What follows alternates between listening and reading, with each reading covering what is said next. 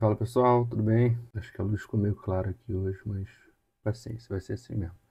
Hoje eu queria falar, como eu sempre falo em todos os vídeos, que eu acho que é muito importante nós sempre tentarmos manter um espírito e uma mentalidade, uma mente questionadores, né? Tudo que é trazido a nós, a gente tem que sempre tentar questionar por quê, como, onde, né? Aqueles 5 princípios jornalísticos que minha avó sempre me falou enquanto era criança, né? Como, onde, como, onde, quem, quando e por quê. Então acho que isso se aplica tudo na vida adulta também, né? Tipo, não levar como verdade absoluta todas as informações que chegam até os nossos ouvidos.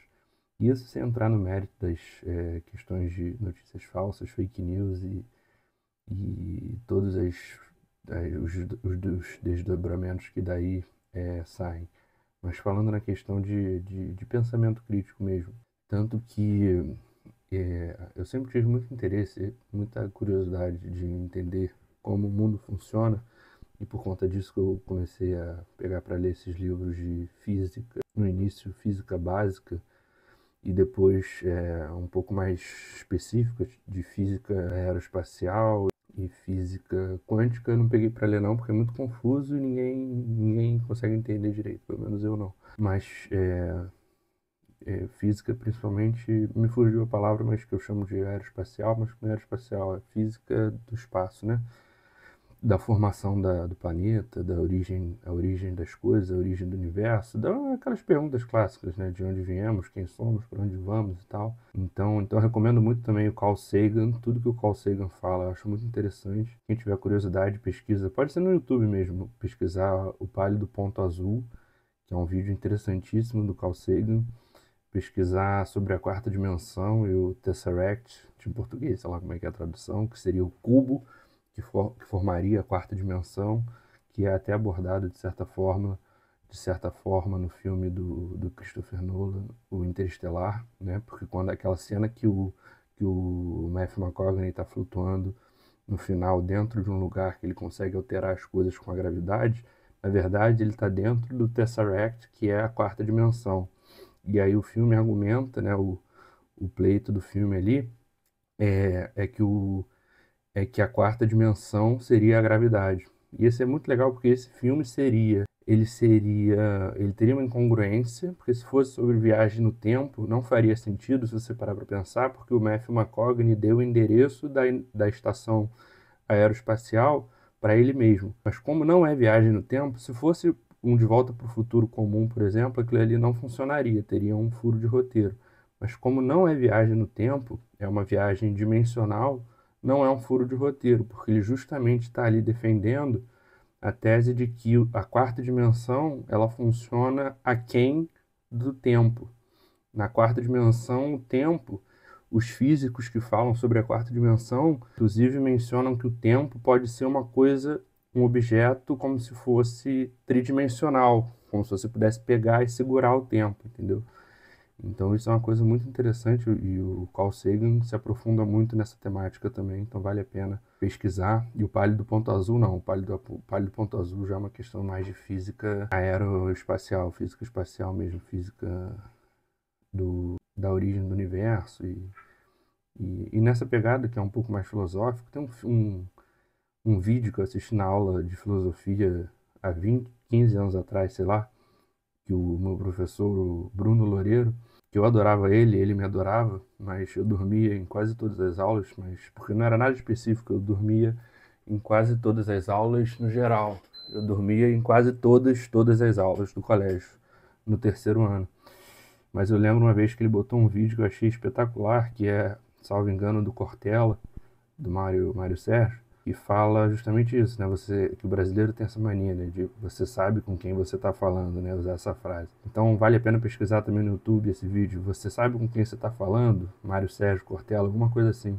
Porque ele mostra que você é um cidadão num planeta que tem atualmente 8 bilhões de cidadãos e que já existiram não sei quantos bilhões e que só na nossa galáxia tem não sei quantos planetas similares ao nosso e que dentro da nossa galáxia tem tantos planetas, tem tantos sistemas na nossa o aumentativo de galáxia, me fugiu o nome, mas como se fosse dentro da Via Láctea tem diversos sistemas solares e dentro do aumentativo da galáxia tem diversas Via Lácteas e por aí vai aumentando, aumentando. Então, sabe com quem você está falando? Com porra nenhuma.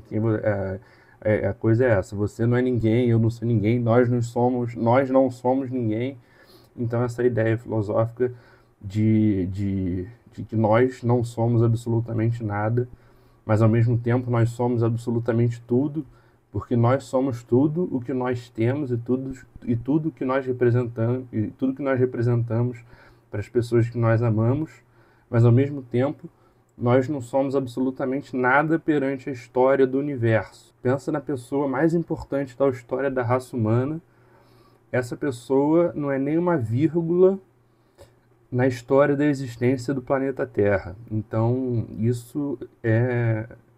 eu acho particularmente sensacional. Então, vale essa reflexão. Mas por que eu comecei a falar disso? Ah, lembrei. É que a minha ideia original para esse vídeo, que eu já me afastei completamente, que eu acho melhor eu fazer num vídeo separado, era dizer justamente desse espírito questionador, de pensar de por que a gente pensa do jeito que a gente pensa, né? Por que nós, esse way of life, né, esse modo de vida, esse método de vida que a gente vê no Brasil, no mundo ocidentalizado, no mundo ocidental, no mundo ali da América do Norte, a Europa Ocidental, a Europa Ocidental e a América do Sul mais desenvolvida, digamos assim, que seria ali o Brasil, Chile, Argentina, Colômbia. Não, obviamente, não querendo excluir nossos irmãos latino-americanos, mas são os países que têm mais intimidade com o meio de vida realizado, moderno, contemporâneo. Se bem que hoje em dia, na verdade, eu estou sendo um pouco até ignorante falando isso, porque quando eu visitei o Peru, o meio de vida do Peru. O Peru é um caso à parte, porque como qualquer país que eles chamam de emergente, mas assim como qualquer país pobre, sendo o Brasil também um país pobre, embora seja muito rico, a desigualdade social.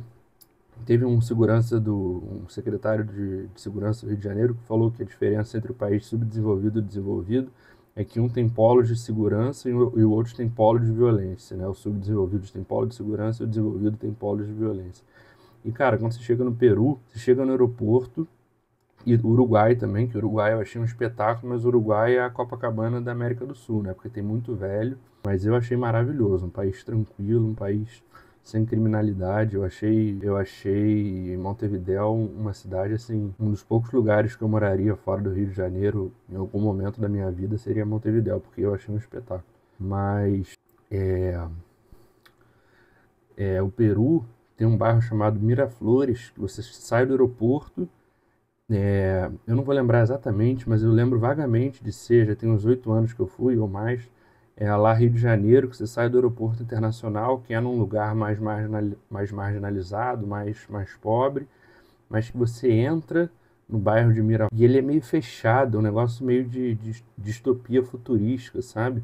E aí você entra nesse bairro, é como se você entrasse aqui na zona sul do Rio de Janeiro, mas lá no Peru é ainda mais segregado, porque é como se abertamente a população pobre não pudesse entrar nesse bairro de Miraflores, a não ser para trabalhar e prestar serviços para os ricos e para os estrangeiros. Você não via morador de rua, você não via pedinte, era uma coisa assim, policiamento por todo lado, muita polícia, muita loja chique, loja estrangeira, loja de como é que se diz? Loja de joia, porque o Peru tem uma produção muito forte de ouro, porque eu me lembro que a Colômbia, que eu fui com a minha mãe, tinha uma produção muito forte de esmeralda, o Peru de ouro, e isso me chamou muita atenção, essa segregação, né? Só que aí a gente falou, não, vamos sair desse bairro, vamos ver as coisas e tal. E aí a gente arranjou um taxista lá, né? Porque na época não tinha Uber, não tinha meio de transporte. Eu não lembro se tinha metrô, se tinha ônibus, sei lá. E eu era menor e minha mãe não falava espanhol e tal, era mulher e criança, então era era mais difícil, mas minha mãe queria que eu visse a realidade da população local ali. Então a gente arranjou um taxista e falou, tipo, não, leva a gente para um lugar onde a galera mora e tal, a gente quer ver aqui. E eu lembro que ele falou, tipo, vocês têm certeza? É meio perigoso e tal. A gente falou, não, a gente é do Rio de Janeiro, a gente sabe como é que é e tal, mas a gente quer ver como é que o pessoal mora. E aí, quando você sai do bairro de Miraflores, você vai se afastando do centro, como em qualquer grande cidade da América Latina, né? Quiçá do mundo, você... Não, do mundo não, né? Porque do mundo desenvolvido os subúrbios são valorizados, mas na América Latina você vai se afastando dos grandes centros, vai cada vez mais vendo a população marginalizada, mais empobrecida, e aí você começa a ver realmente, assim, a gente passou pelas ruas, que era como se fosse... Não dá para comparar, mas eram situações assim bem sensíveis, bem empobrecidas mesmo, com casas de pau a pique, de tijolo à mostra, sem acabamento, com bastante gradeamento, né, grade, com uma clara sensação assim de insegurança mesmo, de assalto, furto e tal. A gente não viu nada de violência, de pessoas armadas nesse sentido. Aí chegou uma hora que o taxista também falou, tipo, daqui acho melhor a gente voltar lá para Miraflores. E a gente voltou, que a ideia era só pelo menos ver a realidade do povo que mora ali. Isso era uma coisa que minha mãe sempre achou importante, de ir conhecer a parte turística e tal, mas também conseguir enxergar a realidade do povo que ele morava, que ele mora.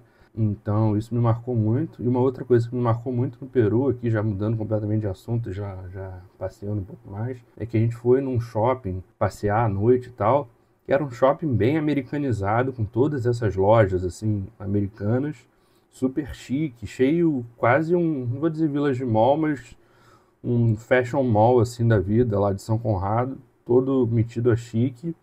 E assim, pensa numa foto de livro de geografia. Tinha o shopping, aí uma carreteira, né, uma rodovia com duas ruas indo e voltando, e em frente uma favela gigantesca, porque já era fora da região de Miraflores, uma favela gigantesca. Então era uma foto clássica de um livro de geografia sobre a desigualdade social do país, sabe? E aí tinha um outro shopping que era só de gastronomia, porque a gastronomia de Lima é muito forte. Lá tem excelentes restaurantes. E aí tinha um outro shopping que era só com restaurante, que era em frente a praia, em frente à praia tem uma, como se fosse um morro que sobe, tipo as falésias ali do Ceará, é um negócio bem lindo, assim, bem bonito mesmo. E aí construíram um shopping nessa falésia, assim, com uns restaurantes muito legais. E aí tava esse shopping bem aqui, e o shopping dava de frente para a praia, e também logo atrás o retrato todo da desigualdade social assim latente ao redor, né?